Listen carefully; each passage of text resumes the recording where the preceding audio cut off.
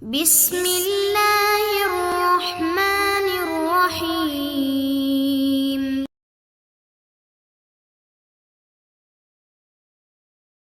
Ini amin. Al-hadithul khamis wal 20, hadis 25. Qilu rabbina, perkataan Rabb kita. Wa rafa'na laka dzikrak, dan kami telah mengangkat untukmu wahai Muhammad akan namamu. Apa maksudnya mengangkat nama Nabi ini? An Mujahidin, dari Imam Mujahid rahimahullah, fi qawlihi, tentang kalam Allah, wa rafa'na laka dzikrak. Qala, Mujahid mengatakan, maksudnya adalah la ulkaru, tidaklah aku Allah disebut illa kecuali dzukirta ma'i, engkau wahai Nabi disebut bersama saya. Misalnya asyhadu an la ilaha illallah, ini disebut nama Allah. Kemudian disebut nama Rasulullah, wa asyhadu anna Muhammadar Rasulullah. Ini diriwayatkan oleh Imam Syafi'i di dalam kitab Ar-Risalah, dan kitab Ar-Risalah adalah kitab yang pertama kali ditulis dalam masalah usul fikih, sehingga Imam Syafi'i itulah bapak ilmu usul fikih. Kaum muslimin rahimani wa rahimakumullah, jadi yang dimaksud nama Nabi ditinggikan oleh Allah adalah setiap kali Nabi disebut, Allah disebut namanya, maka disebut pula nama Nabi Muhammad SAW. Dan ini kita temukan dalam banyak hal. Misalnya dalam masalah azan, ya, asyhadu an la ilaha illallah, kemudian asyhadu anna Muhammadar Rasulullah. Misalnya lagi dalam tahiyat, dalam salat, ya, kita membaca asyhadu an la ilaha illallah, asyhadu anna Muhammadar Rasulullah. Bahkan mazhab Syafi'i mengambil kesimpulan dari ayat ini. Mereka mengatakan disunnahkannya atau disukainya mengucapkan salawat ketika menyembelih kurban. Kenapa? Karena ketika menyembelih kurban disyariatkan membaca takbir Allahu Akbar.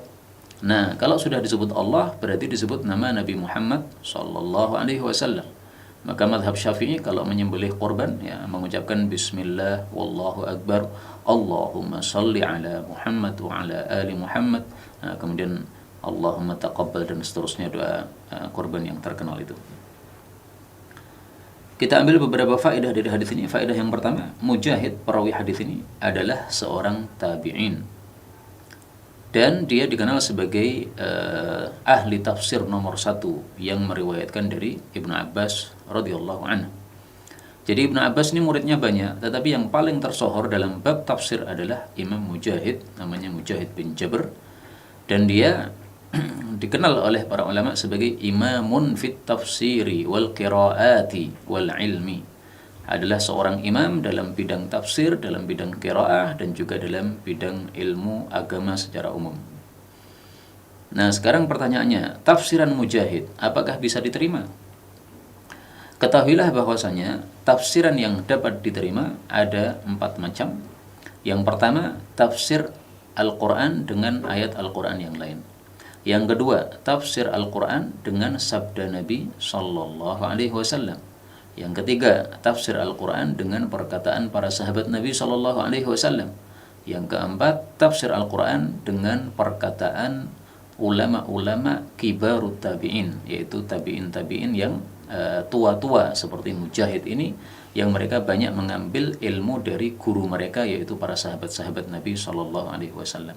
Nah, maka ringkasnya, tafsiran dari Mujahid ini dapat dijadikan sebagai hujjah, karena orang yang paling ngerti tafsir tentu saja setelah Nabi adalah para sahabat, dan setelah para sahabat adalah para tabi'in rahimahumullahu ta'ala.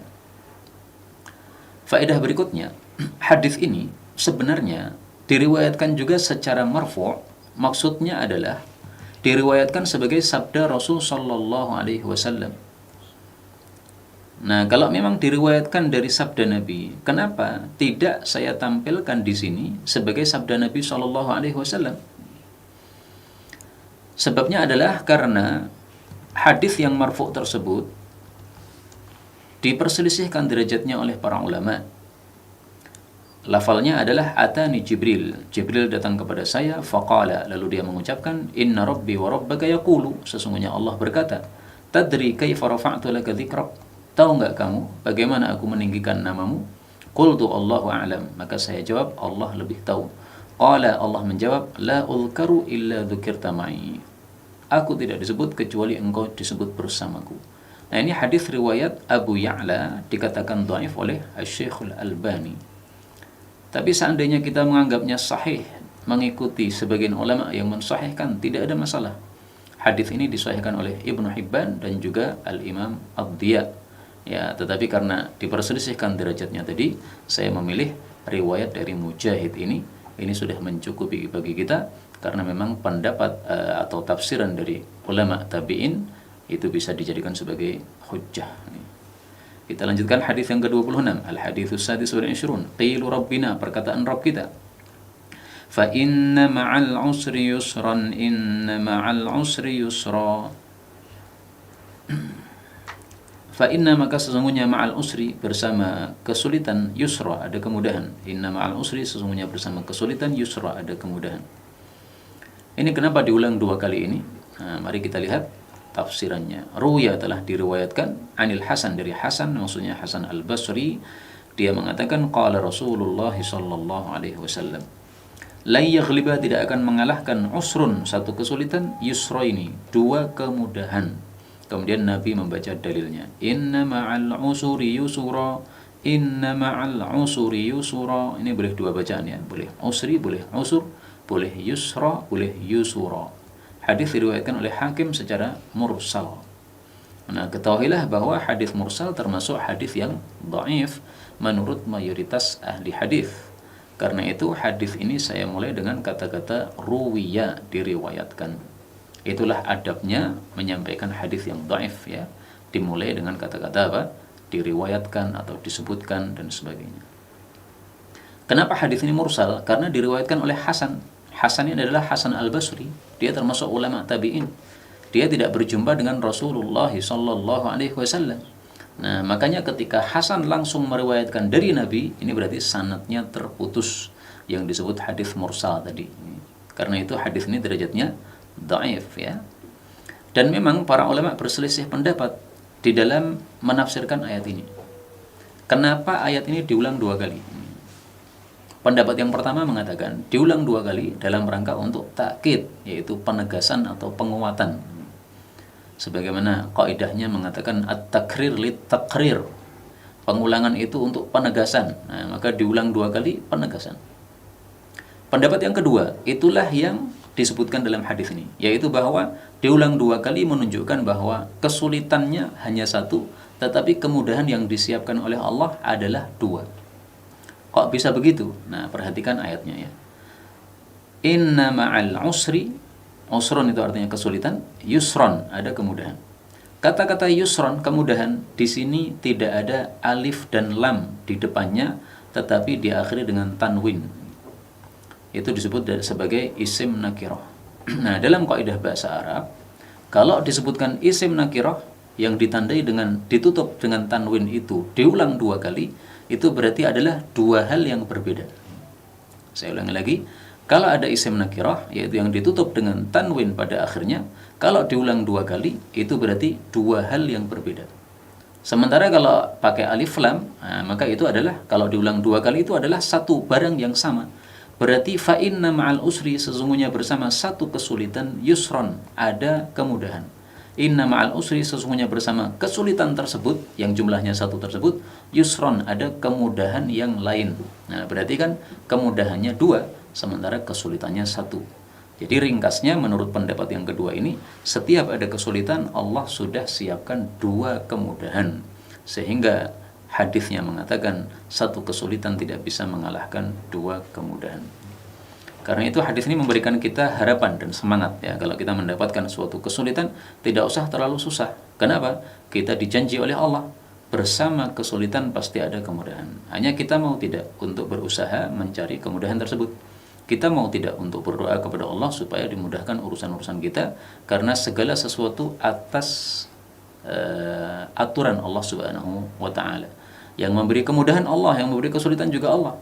Maka ada doa, Allahumma la sahla illa ma ja'altahu sahla wa anta taj'alul hazna idza syi'ta sahla. Ya Allah, tidak ada yang mudah kecuali yang Engkau jadikan mudah, dan Engkau menjadikan sesuatu yang al-hazna, yaitu yang terjal, menjadi datar.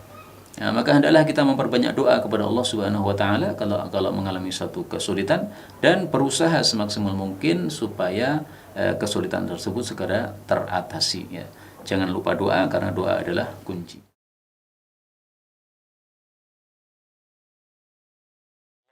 تقبل منا إنك أنت السميع العليم وتب علينا إنك أنت التواب الرحيم اللهم نحمدك حمدا شاكرين حمدا ناعمين حمدا يوافي نعمه يكافئ مزيدا يا ربنا لك الحمد ولك الشكر كما ينبغي لجلال وجهك الكريم ولعظيم سلطانه اللهم صل وسلم وبارك على رسولك الكريم نبينا محمد وعلى آله وصحبه أجمعين اللهم اجعلنا من أهل القرآن waj'alil Qur'ana sahiban lana fid dunya wa syafi'an lana fil akhirah. Ya Allah, jadikan kami termasuk ahli Al-Qur'an. Jadikan Al-Qur'an sebagai sahabat kami di dunia, syafaat bagi kami di akhirat. Allahumma nawwir ya Allah qulubana binuril Qur'an. Ya Allah, sinari hati kami dengan cahaya Al-Qur'an. Wa nawwir akhlaqana binuril Qur'an. Ya Allah, sinari akhlak kami dengan cahaya Al-Qur'an. Allahumma nawwir hayatana binuril Qur'an, a'ilatana binuril Qur'an, quburana binuril Qur'an. Ya Allah, sinari kehidupan kami dengan cahaya Al-Qur'an. Sinari keluarga kami dengan cahaya Al-Qur'an. Sinari alam kubur kami kelak dengan cahaya Al-Quran. Allahumma ya arhamar rahimin taqabbal minna jami' amalina salihah. Ya Allah, mohon terima seluruh amal kami, jadikan itu saleh dalam pandangan-Mu ya rabbal alamin. Rabbana yassir lana wa la tu'assir alaina. Ya Allah, mudahkan semua urusan kami, jangan berikan kesulitan pada kehidupan kami. La tad'alana fi maqamina hadza dhanban illa ghafartah. Jika ada pendosa hadir di ta'lim ini, jangan biarkan dia meninggalkan tempat ini ya Allah kecuali Engkau telah ampuni segala dosanya. Wala hamman illa farajtah. Jika ada yang tengah gelisah, jangan biarkan dia meninggalkan majlis ini kecuali Engkau telah tenangkan keadaan hatinya. Allahumma wala maridan illa syafaitah. Jangan ada ya Allah orang sakit di tempat ini kecuali Engkau sembuhkan penyakitnya. Allahumma ya Allah, Allahumma ya Allah, Rabbana atina fid dunya hasanah wa fil akhirati hasanah wa qina adzabannar. Bifadlika subhana rabbika rabbil izzati amma yasifun. والسلام على المرسلين وآخر دعوانا سبحانك اللهم وبحمدك أشهد أن لا إله إلا أنت نستغفرك ونتوب إليك والحمد لله رب العالمين ثم السلام عليكم ورحمة الله وبركاته.